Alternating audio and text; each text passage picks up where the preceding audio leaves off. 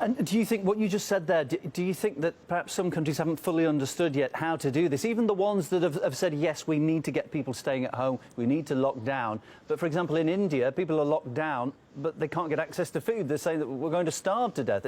Some countries perhaps don't even understand how to do this properly, even though they're trying. Well, it's very difficult, and of course you have to have a huge apparatus of deliveries, etc. India is a country in which I've visited several times, and the situation there must be absolutely nightmarish. But the fundamental thing that you've got to understand is you've got to impose the strictest possible measures. All this, for example, just simply giving people advice and so on. I was on your programme earlier, I was seeing, for example, the United States, they're saying this is not a lockdown, this is a travel advisory. Well, I'm sorry, those measures won't deal with it. You have to have a proper lockdown, otherwise you won't do. Gradually, each country will be forced to move towards the type of measures which China has got. I mean, I'm not saying this to criticise anybody, because the situation is much too serious to engage in sort of, political or other type of attacking of people. What I want them to do is I want them to study China. Instead of the criticisms which is appearing in the Western press, they should be desperately in contact with China, asking them for the advice.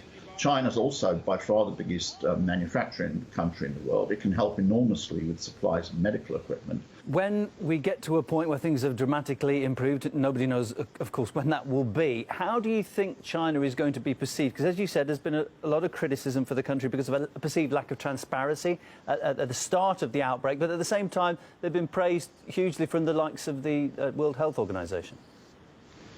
Well, yes, there's no need to romanticise things. This was a virus which nobody had ever seen before, so therefore it was absolutely impossible that everything would be done right at the beginning, and it wasn't, and China doesn't claim it was.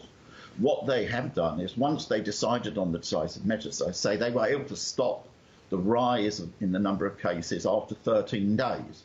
And it then took a further 6 weeks to get it down to zero, but it showed that it could be stopped. I think the situation is so serious that all this nonsense which is appearing about China and criticism will be just cut through, because this is going to be the most global cataclysmic event since World War II.